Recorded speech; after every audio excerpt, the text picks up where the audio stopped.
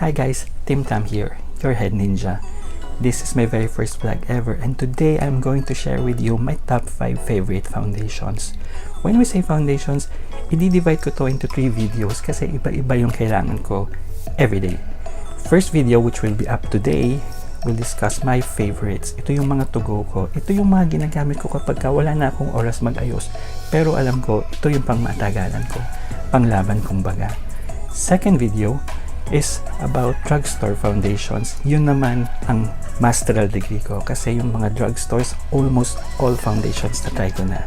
Third are dewy foundations, another favorite of mine. Kahit oily skin ako, gustong gusto ko pa rin ng konting dew kasi medyo mas challenging for me. So for my very first foundation, I'll be giving you, titingin ako ng titingin dito sa part na to kasi nandito yung kinopya kong notes from the website kung ano yung description ng items na to, and then I'll give you my personal experience and point system kung gaano ko gusto to. This one is the DIOR Full Coverage Backstage Face and Body Foundation. Sabi dun sa website, it's a makeup artist's secret weapon to create an instantly flawless complexion with ultra buildable coverage from a natural nude glow to high coverage foundation. Nude glow, parang hindi ako sangayon doon. It's runny in consistency pero immediately kapag kalagay mo sa mukha mo, it's super pigmented. This is siguro yung iba kinukumpare to MAC Face and Body and they're thinking na it will give them the same effect. It will not. MAC Face and Body is really sheer. This one kasi, unang lagay mo, light medium na siya agad. And then kapag nag-second layer ka, nagiging almost full coverage na siya. And what I love about this, tried and tested ko to. Pag nagmamadali ako, kailangan ko nang lumabas sa hotel kasi tinatawag na ako ng mga kasama ko. Ito lang, siguro less than 2 minutes siguro tapos na akong mag-blend sa buong mukha ko. Powder lang, konting colors sa face, and then I'm good to go. The shade that I am using here is 2WP. 2WP means it's shade 2. I think that's light medium. Hula ko lang, it's light medium. W is for warm, P is for peach. Medyo nakakagulo lang siya ng konti, so I suggest na mag-swatch kayo and wait for it to oxidize bago nyo bilhin yung shade nyo. Kasi medyo marami siyang categories, pero it's actually maganda ha. Kasi meron kang N for neutral, and then you have C for cool, you have W for warm, pero meron din siyang CR which is cool rosy, WP for warm peachy, and WO for warm olive. Minsan kasi I don't like using olive pero medyo mas yellow tone ako, pero yung olive kasi minsan feeling ko nagiging green ako masyado. So overall, price and availability, I will give this a 3.5 out of 5 kasi in reality, kahit mahal siya, I think I bought this for 2.7 to 2.9. Alam ko, ang mahal niya. Pero, you're getting 50 ml. And then, yung performance niya, hindi mo mapapantayan. Comparing it to other DIOR foundations, I think ito na yung pinaka-the best. Ito pa yung pinakamura. Kasi yung ibang DIOR foundations would go as high as 3.9, if I am not mistaken. Shade range, I will give this 5 stars. Sobrang daming kulay.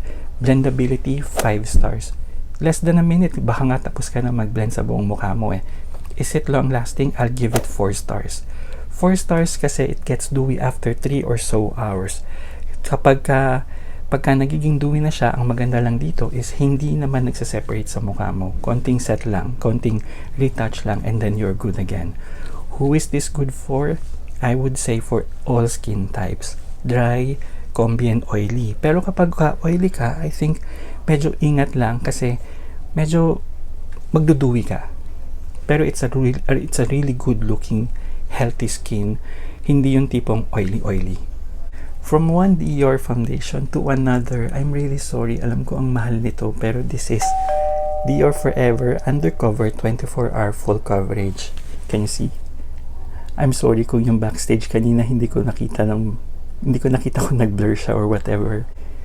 Now, the website says it's kiss-proof, touch-proof, life-proof, all day and night. Completely agree. Alam mo, super ganda nito. Ang problema lang dito, dalawa, no? First of which is, medyo nag-oxidize yung color niya, which is very typical naman sa akin when I buy foundations from Guerlain, DIOR, Chanel, lahat sila nagbabago ng kulay sa akin and I don't know why. compared to drugstore na medyo hindi naman ganun nagbabago ng sobra. This one, besides an item na nag-oxidize ng sobra, I would say na this is a little thick. Kung nagmamadali ka, medyo matatagalan ka ng konti sa paggamit nito. But, pag nilagay mo to sa mukha mo, I don't feel na kailangan mo pang mag-powder kasi ganun na siya kakapal, ganun na siya kamat. You definitely need thin layer lang nito. Ganun lang. And then, I would suggest na you use a sponge in blending this out kasi medyo thick nga siya. Currently, this is in the shade 011. That's my shade. Medyo mas maputi siya ng konti sa skin tone ko. Pero it works. It actually works. Kasi yung powder ko kasi, yung loose powder ko, it's medyo dark and super warm. Kaya pumapantay lang. I think you will not use 2 layers para dito. Kasi unang layer parang full coverage na. Ganun siya ka-powerful.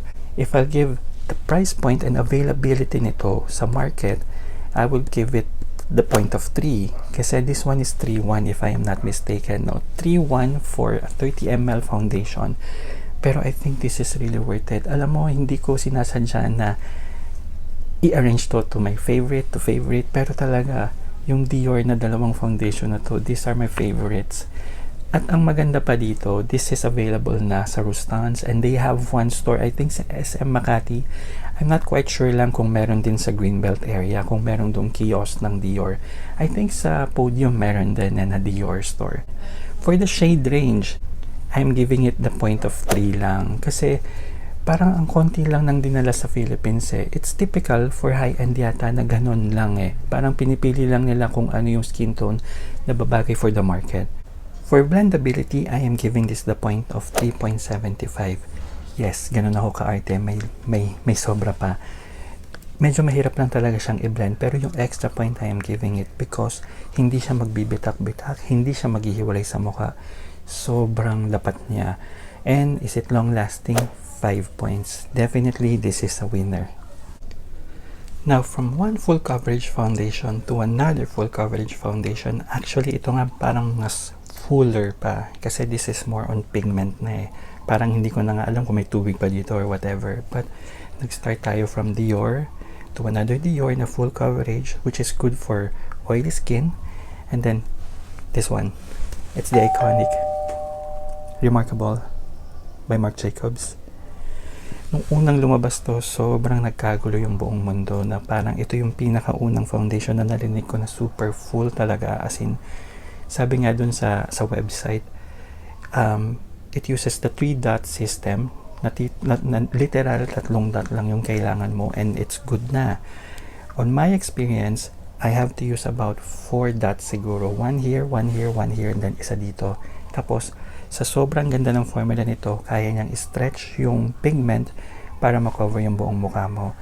Now, before, I used to use this na parang 1, 2, 3, 1, 2, 3, 1, 2, 3. Kung paano ako normal mag-foundation, it will not work that way. Bago pa ako umabot sa ibang part ng mukha ko, tuyo na siya.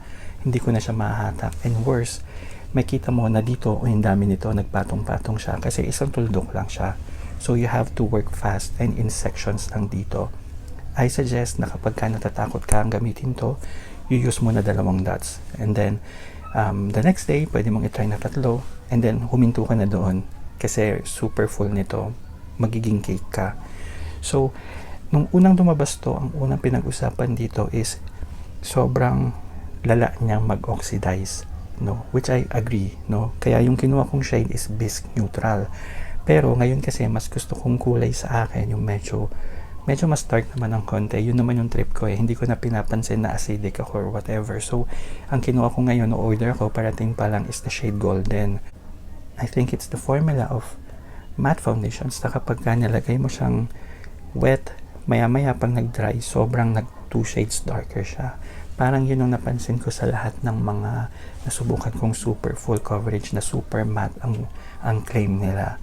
So, this one, ang nakakatakot lang dito is kapag ka nasobrahan ka, lumabas yung oil mo, magbibitak-bitak talaga siya. So, this one, I would only suggest if you were going to use it for less than 8 hours. Siguro, even less than 6 hours. Pero kapag nakuha mo kung paano siya gamitin ng maganda, I suggest you use an oil or anything na medyo madulas as a primer.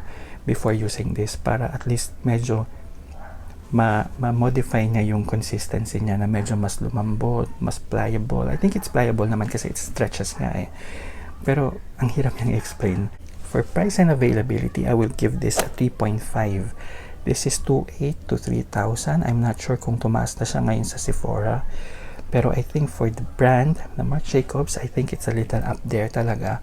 I think it's really good na. This is only 22 ml ha. Pero 22 ml siya, I'm only using 4 dots every day. So, ang tagal nun.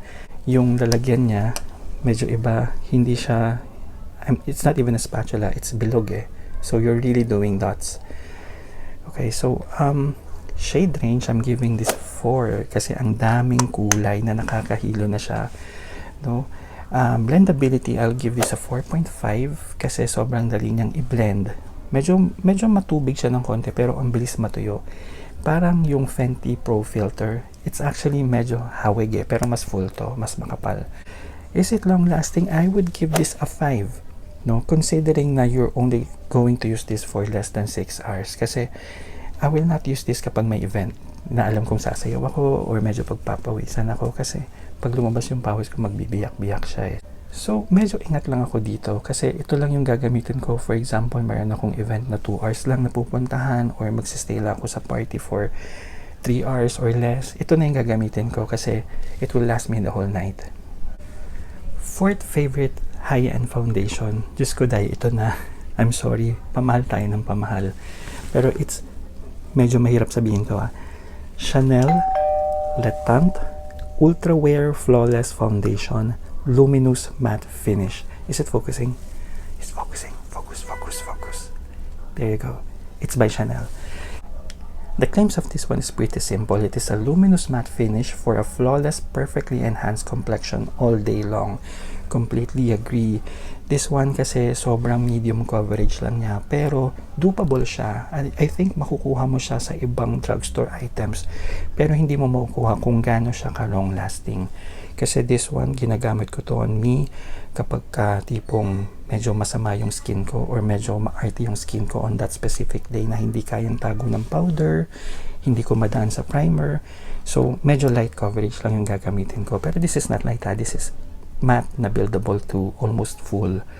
Pero ang maganda dito, compared to the Marc Jacobs one, ito hindi to nagbibitak-bitak. So, para siyang si Dior. Pero si Dior kasi mas rich yung kulay eh.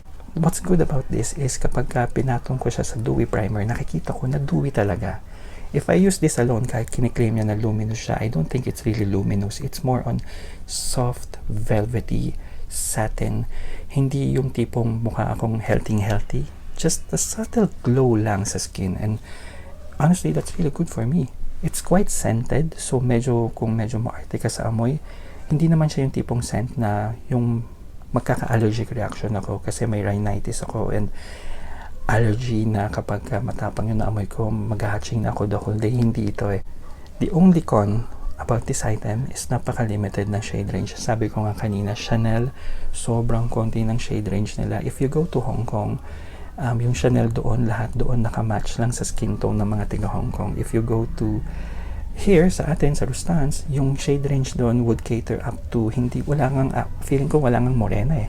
This one medyo maputi pero nag-work siya sa akin kasi nag-oxidize siya sa akin ng mga 1 shade to 1.5 shades darker. And this is the shade 20 Beige. So kung iisipin mo yung 20 Beige, may kita mo yung ibang YouTuber na gumagamit ng 20 Beige, medyo mas maputi pa sa akin. Pero I can make it work.